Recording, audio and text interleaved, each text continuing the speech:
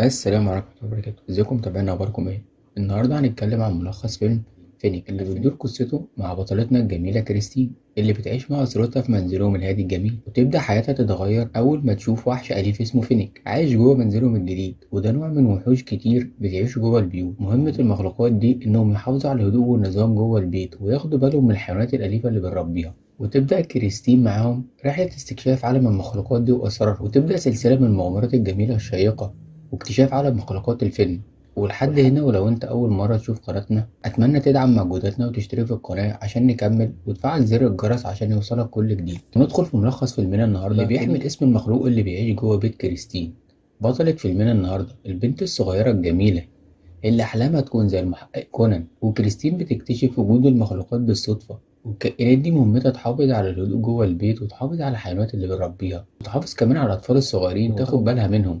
بس زي ما الحيوانات دي في منها طيبين في منها شريرين واسمهم فينيك. ينتقل بينا المشهد لبطلتنا كريستين البنت الصغيرة وأسرتها اللي بيشتغلوا في مجال السينما، وعشان كده بيتنقلوا كتير جدا بين المدن، وده مش بيخلي كريستين لها صحاب كتير، ويوصلوا لمكان اسمه بيرج، ودي البلد الجديدة اللي هيعيشوا فيها عشان بيصوروا فيلمهم الجديد هناك. وبياخدوا جولة بعربيتهم ويفرجوا كريستين على الملاهي والمدينة الجميلة اللي هم هينتقلوا يعيشوا فيها. هنا ننتقل لمكان التصوير الجديد اللي بيصور فيه والدها ووالدتها فيلمهم، ونتفاجئ بوجود ممثل في الفيلم الجديد اسمه جي بي.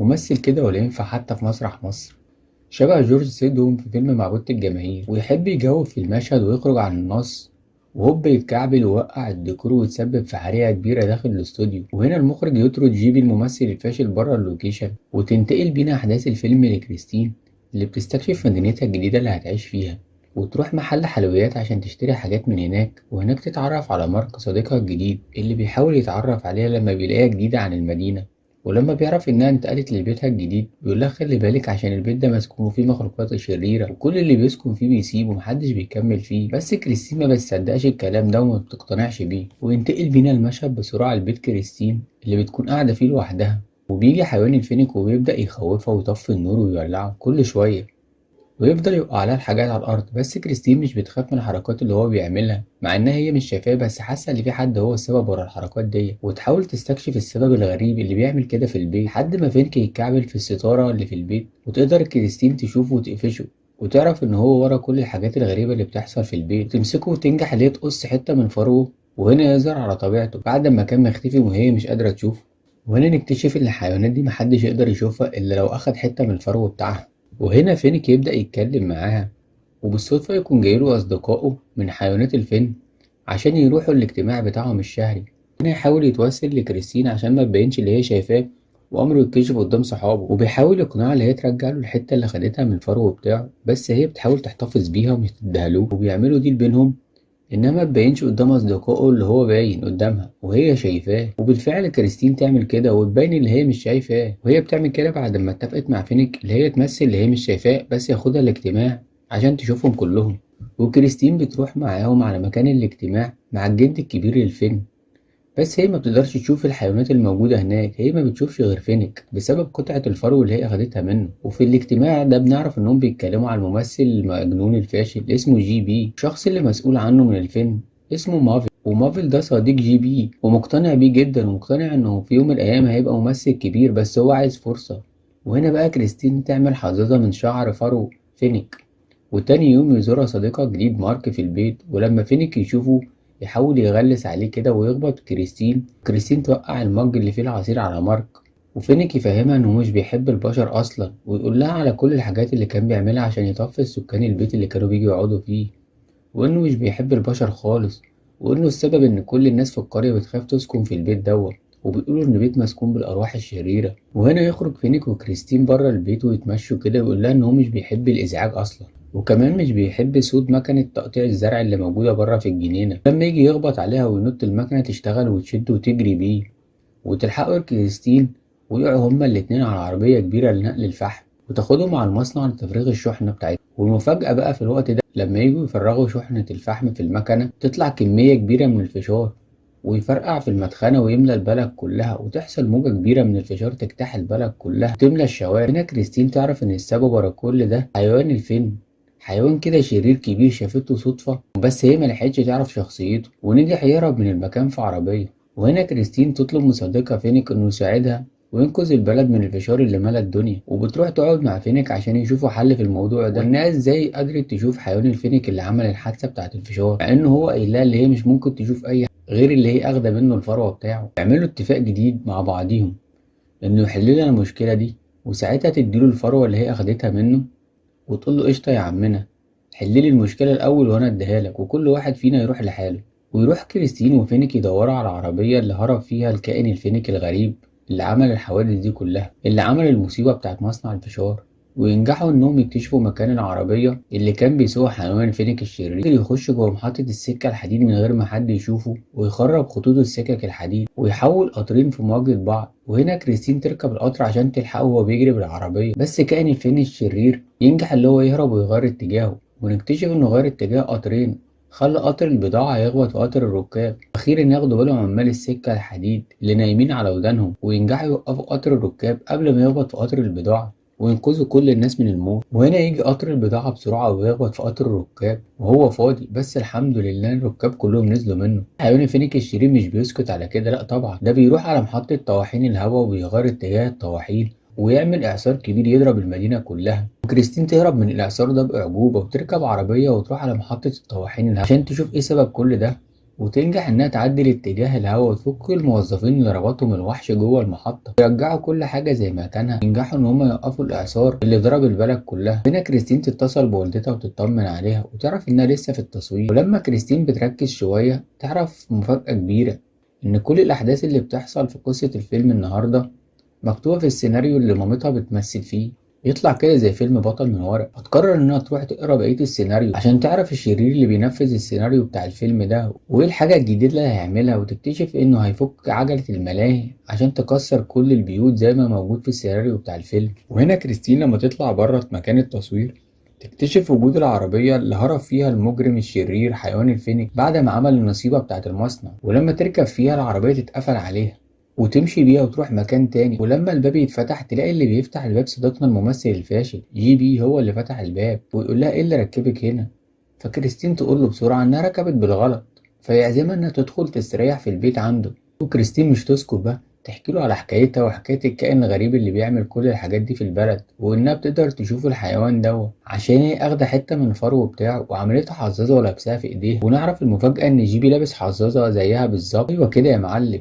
وعنده كائن صديق اسمه مافل. وكريستين تعرف إن مافل وجيبي هما اللي ورا كل الحوادث اللي بتحصل في البلد، وتحاول تخلع من البيت كده بهدوء وتهرب، بس جيبي يكون ذكي وقافل كل البيبان. ويحكي لها ازاي اتعرف على مافل وازاي بقوا صحاب قوي كده، وازاي مافل هو الوحيد اللي مصدق بموهبته وهو اللي بيشجعه وهو اللي بيساعده في خطته الشريرة اللي بيعملها في البلد. وجي بي يقول لها اللي هو بيعمل كل ده عشان هو نفسه يتشهر والناس مش مصدقة موهبته، فبيعمل كده عشان بعد كده الجرايد كلها تتكلم عنه ويبقى مشهور كبير. وهنا نعرف المفاجأة ازاي كريستين كانت بتقدر تشوف ان الكائن الغريب الشرير الحيوان الفينيك ده في العربية، واتضح لنا ان ما كانش هو حيوان فينيك، لا ده هو جي بي. بس جي بي حابس شوية من كائنات الفيلم واخد ثروتهم وعامل بيها بدلة يتنكر بيها عشان يختفي ومحدش يشوفه. وحبس عدد كبير من حيوانات الفيلم الطيبين بعد ما حلق لهم وعمل بشعرهم البدلة اللي بيتنكر بيها، وحابسهم في بيته وقافل عليهم. وهنا يوصل فينيك صديق كريستين الحيوان اللي عايش معاها في البيت عشان يساعدها لما بيدخل عشان ينقذها. يمسكوا جي بي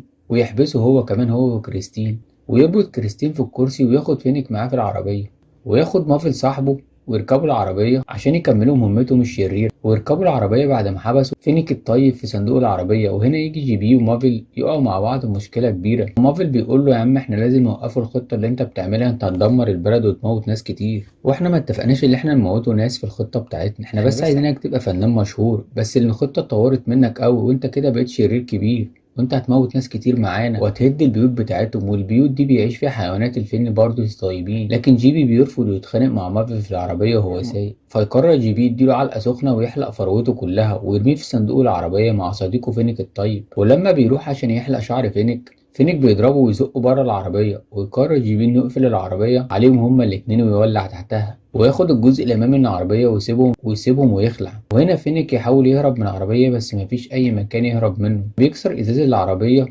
ويخلوا مافل ينط بره باب العربية، بس مافل ما يكونش في وعيه ويسيب فينيك جوه العربية ويمشي، وفينيك ماليش قدام منه إلا يتنطط جوه العربية ويزقها لغاية ما العربية تجري بيه وتنزل من على المنحدر، ترشق في شجرة والباب يتفتح وينجح اللي هو يهرب منها.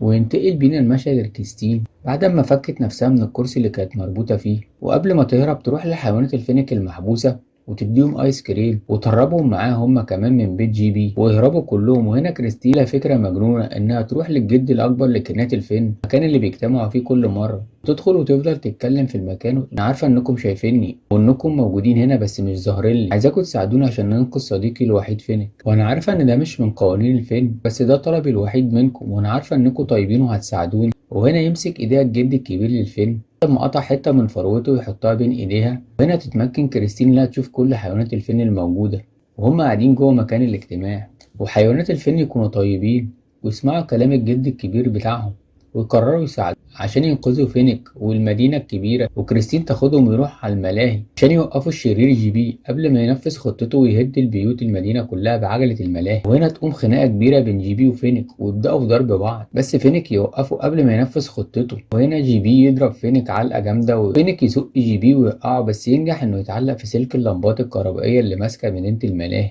وهنا ينجح فينيك اللي هو يولع في بدلة جي بي اللي بيستخبى بيها عشان محدش يشوفه، اللي عملها من فرو الكائنات اللي حابسها في البيت، وتولع البدلة اللي لابسها خالص ويبان جي بي على طبيعته. بس برضه مش هيسكت على كده، كان في ايده متفجرات ويحطها ويفجر مدينة الملاهي. وهنا تنكسر عجلة الملاهي الكبيرة وتفضل تلف وتدور.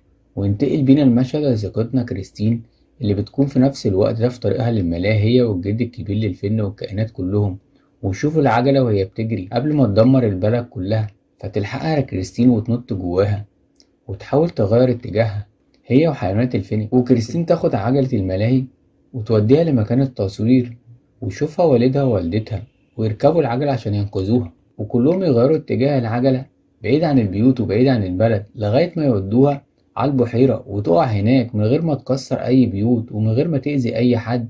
وهنا بقى توصل للشرطة كالعادة زي الأفلام العربي في الآخر وتتمكن إن هي تقبض على جي بي وروح لكريستين وفينيك اللي بقوا صحاب جدا بعد ما نجحوا انهم ينقذوا البلد من الدمار اللي كان هيعمله جي بي. وكريستين تقول له انها لسه عند وعدها بعد ما هو ساعدها في انقاذ البلد والمدينة من الخراب، وقدروا يمسكوا المجرم جي بي ويسلموه للعدالة. وكريستين تديله الحظاظة اللي عملتها من فروته وتقول له انت دلوقتي حر بعد ما نفذت الاتفاق اللي كان بينا، وانا بنفذ الجزء اللي عليا، ادي حتة الفرو اللي انا قطعتها منك. وتتفاجئ كريستين برد فعل فينيك انه بيديها واحدة تانية بس لون غير اللي معاها، ويقول لها ان هو مش عايز يسيبها وانه بقى بيحب البشر كلهم ومش عايزها تسيبه ولا عايز يبعد عنها عشان هما خلاص بقوا اصحاب. يخرجوا سوا مع بعض ويتفسحوا، وتخرج كريستين مع والدها ووالدتها بعد ما بقوا مشهورين جدا واغنياء وانتقلوا لبيت جديد ويسيبوا بيتهم القديم. بس كريستين ما تسيبش فينيك وتاخده معاها يعيش معاها في البيت الجديد، وتتحول شخصية فينيك لشخصية من الفين الطيبين بيحب البشر وطيب ومنظم. وهنا يكون وصلنا لنهاية فيلمنا، ولو انت أول مرة تشوف قناتنا أتمنى تدعمنا وتشترك في القناة وتفعل زر الجرس عشان يوصلك كل جديد وتتابع كل ملخصاتنا، وشكرا للمتابعة.